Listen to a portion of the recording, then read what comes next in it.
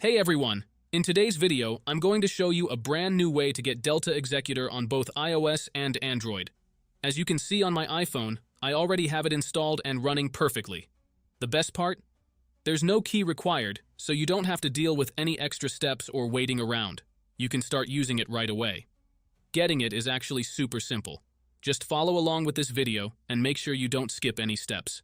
If you do everything I show you, by the end of this tutorial, you'll have Delta Executor up and running on your own device.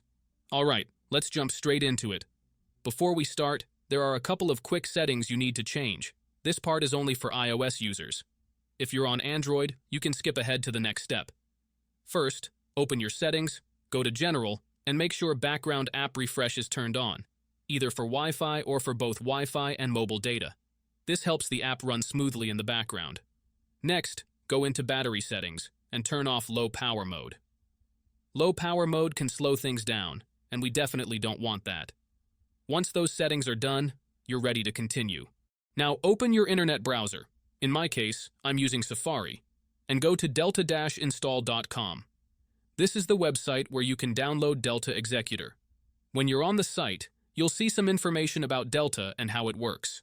To download it, just tap the download button and choose your device, Apple or Android.